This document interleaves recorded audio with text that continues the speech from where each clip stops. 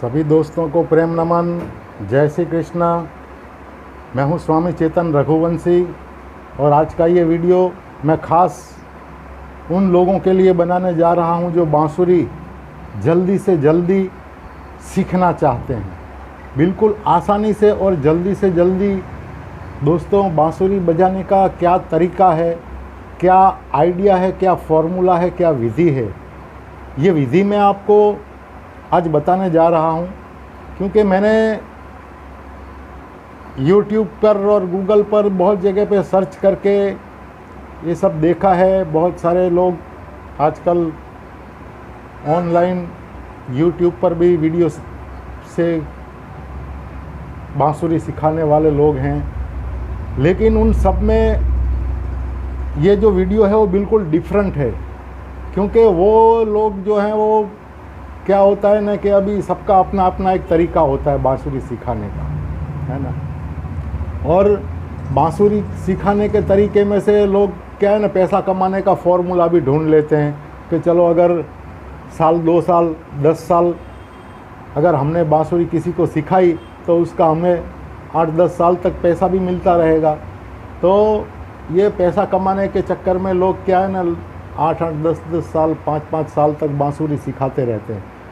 तो मैंने जब ये बांसुरी सिखाने का शुरू किया तो सबसे पहले मेरे पास यही सवाल आया कई लोगों का कि सर हम कितने दिन में या कितने समय में हम बांसुरी बजाना सीख सकते हैं।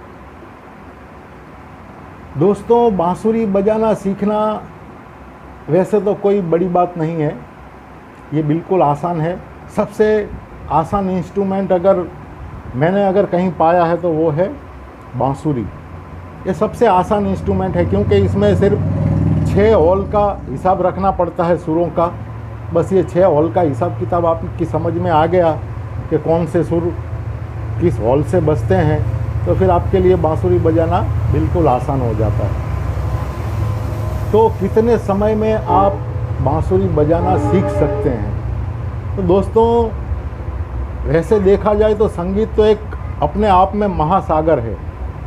संगीत सीखना, पूरा संगीत जिसे कहते हैं कि 100% संगीत तो आज तक एक ज़िंदगी में भी कोई एक इंसान नहीं सीख सकता। एक ज़िंदगी में जब रविंद्रनाथ टैगोर से किसी ने एक सवाल किया था, रविंद्रनाथ टैगोर जिनको भारत रत्न अवार्ड मिला है, जिन्होंने 5000 कविताएं लिखी है और जो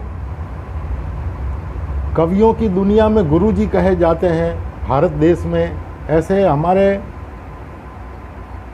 श्री रविंद्रनाथ टैगोर जी को उनके जीवन के आखिरी पड़ाव में किसी ने एक प्रश्न पूछा कि गुरुजी आप तो बहुत खुश होंगे क्योंकि आपने तो बहुत सारी कविताएं, हज़ारों कविताएं लिखी है, करीब 5000 की जैसी, और आपको भारत रत्न भी मिला है, तो आप तो बहुत खुश होंगे ना अपने जीवन में। तो रविंद्रनाथ टैगोर है ना थोड़े निराश हो गए। उन्होंने अपने उस मित्र से कहा, बोले तुमको लग रहा है ऐसा कि मैं बहुत खुश होऊंगा, लेकिन सही बात बताऊं तो मैं अभी तक जो मुझे लिखना था वो तो मैं लिख ही नहीं पाया हूँ, जो मुझे गाना था वो मैं गा ही नहीं पाया हूँ। ये तो सिर्फ अभी मुझे लगता है ऐसा कि जैसे मैंने अभी शुरुआत ही की है, जो मेरे भीतर जो असली चीज़ें हैं वो तो अभी तक बाहर ही नहीं आई है। ऐसा रविंद्रनाथ टैगोर ने अपने जीवन के आखिरी पड़ाव में कहा है। इसका मतलब क्या होता है कि इसका मतलब है कि संगीत जो है वो महासागर है। इसे एक जीवन में तो पूरा समझ पाना और पूरा सीख पाना बिल्कुल असंभव है, लेकिन फिर भी कुछ लोगों को संगीत की ऐसी तलब होती है, क्योंकि संगीत एक ऐसी विद्या है, ये दिव्य विद्या है, इसे देवीय विद्या कहते हैं। तो संगीत में अगर थोड़ा बहुत भी आप सीख गए, समझ गए, कुछ भजन कुछ गाने बजाना सीख लिए आपने, तो भी कुछ कम नहीं है। क्लासिकल संगीत की बात करें तो क्लासिकल गाने और भजन भी है, वो भी आप बजा सकते हैं। तो कितने टाइम में आप जल्दी से जल्दी सीख सकते हैं? तो मैं आपको बताऊं दोस्तों कि आप अगर गाने या भजन ये जो होते हैं हमारे फिल्मी गाने हैं या भजन जो होते हैं वो बजाना तो आप यकीन मानिए आप 2 से 3 महीने में सीख सकते हैं। कितने? जी हाँ, बिल्कुल 2 से 3 महीने में इसका आप बेसिक नॉलेज लेकर के 2-3 महीने में बिल्कुल आप कोई भी गाना, कोई भी भजन आप बजा सकते हो। इतना अगर आप में थोड़ी जल्दी सीखने की अगर धगस है, थोड़ी तमन्ना है, थोड़ा जुनून है, तो आप 2-3 महीने में बिल्कुल आराम से और आसानी से, अगर आपने रोज़ एक आध घंटा भी दिया, तो आप 2-3 महीने में आराम से गाना बजा सीख सकते हो, भजन बजाना सीख सकते हो। तो क्या है इसका बिल्कुल आसान तरीका, क्या है, वही मैं आपको बताने के लिए वीडियो मैंने बना रहा हूँ।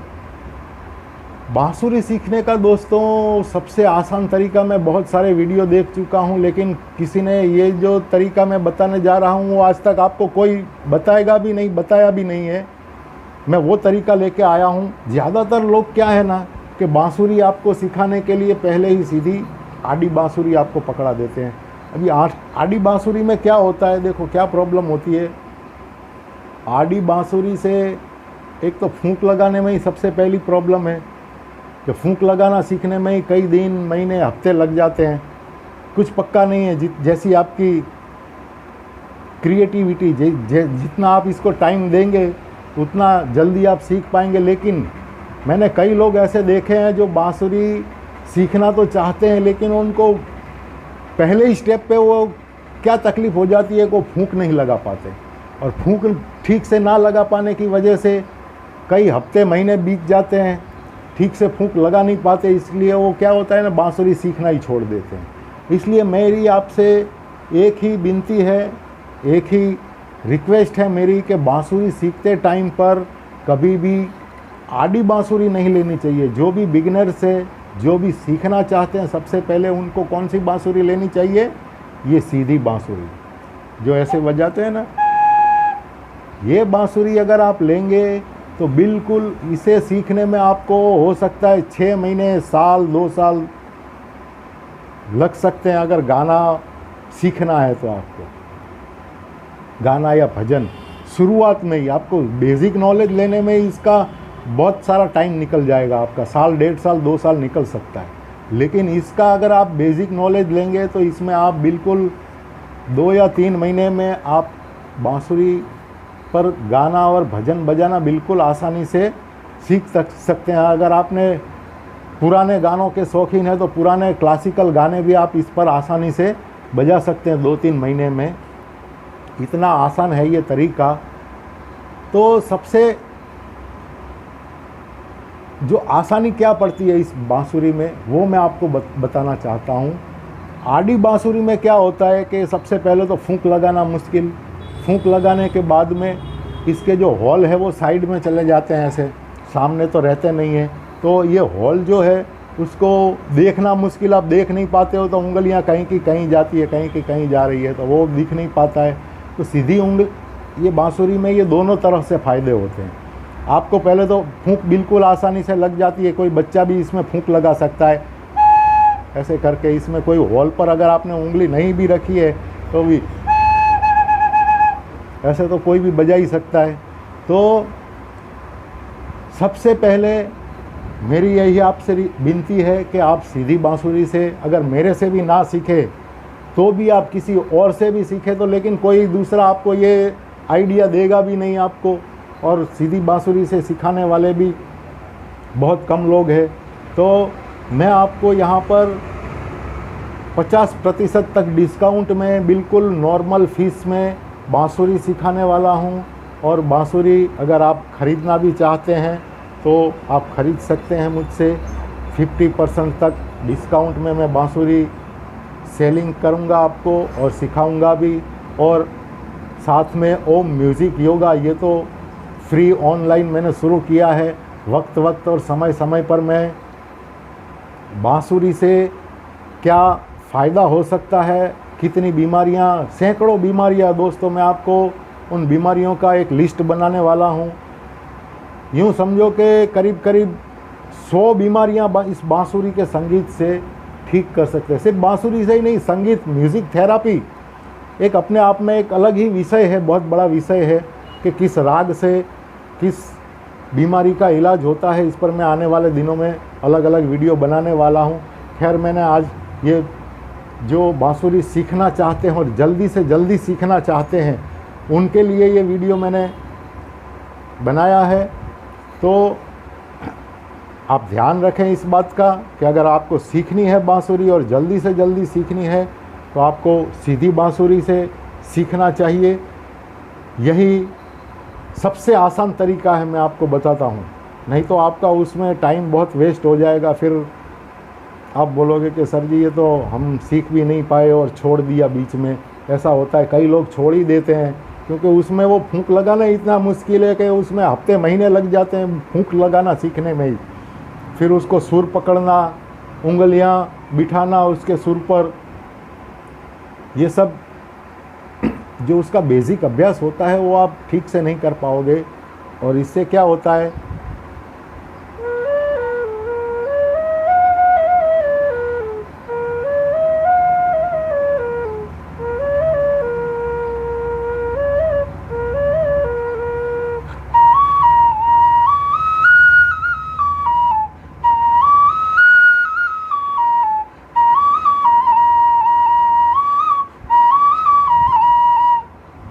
तो इसमें क्या होता है ना, फूंक मारने का भी टेंशन नहीं है, आप आराम से फूंक मार सकते हो और आपको सामने के सुर भी सब दिखाई देते हैं। तो कहाँ पर आराम आराम से या जल्दी जल्दी में कैसे भी आपको उंगलियां भगानी है भगा सकते हैं।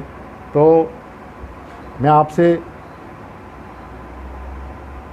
यही रिक्वेस्ट है, यही दरख्वास्त है मेरी कि अगर आप सीखें तो सीधी बांसुरी से सीखना ही बेहतर है। बहुत आसानी से और बहुत शॉर्ट टाइम में आप बांसुरी बजाना सीख सकते हैं। और अगर आप मेरे से बांसुरी ख़रीदना चाहते हैं तो सीधी, आड़ी, हर तरह की, हर साइज़ की, हर स्केल्स की फ्लूट मेरे से मिल जाएगी आपको बहुत ही रिजनेबल प्राइस से।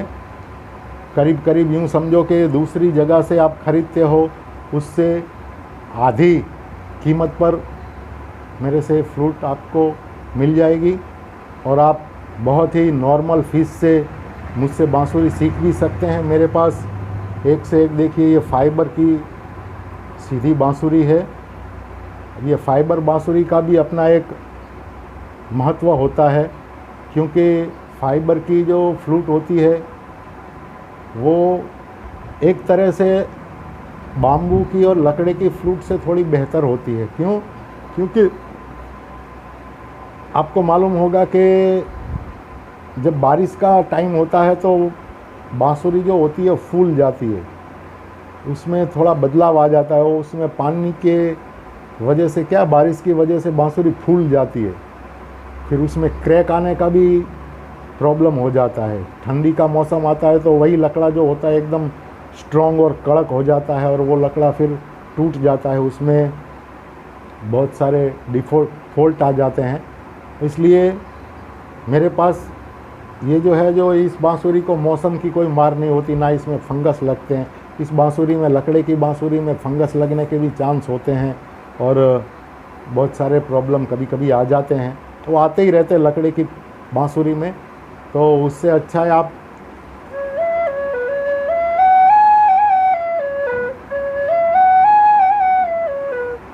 फाइबर की बांसुरी से भी सीख सकते हैं। मेरे पास हर तरह की बांसुरी है। मैं आपको एक झलक दिखाना चाहूँगा।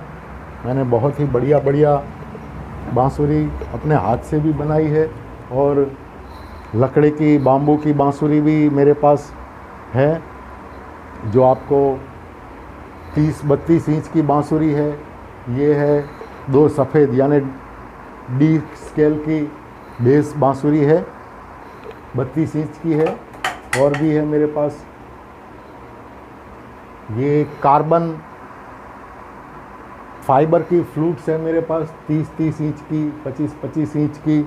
और भी बड़ी बड़ी बांसुरियाँ है। ये मेरे पास 38 इंच की बांसुरी है, कार्बन फाइबर की बांसुरी है, जिसको मैंने ही अपने हाथों से बनाया है। और छोटी छोटी और भी बहुत सारी बांसुरियाँ हैं मेरे पास, आप देख सकते हो। इसमें स्टॉक में भी मेरे पास रखी हुई है पूरी। ये जो पूरा मेरा रूम है ये स्पेशली मैंने फ्लूट और म्यूज़िक योगा के लिए ही अलग से रखा है।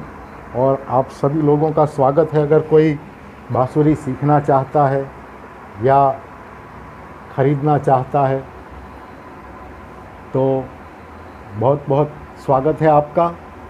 थैंक यू दोस्तों। वीडियो को ज़्यादा ना बनाते हुए अगला वीडियो मैं बांसुरी की प्राइस पर बताने वाला हूँ कि मेरे बांसुरी की क्या क्या प्राइस हैं। कई लोग पूछते हैं कि भाई बांसुरी किस प्राइस में मुझसे ये भी बहुत सारे सवाल आते हैं। तो अगला मैं वीडियो बांसुरी की प्राइस पर बनाने वाला हूँ, तो इंतज़ार कीजिए दूसरे वीडियो का। अंत में सभी दोस्तों को नमस्कार करते हुए जय श्री कृष्ण।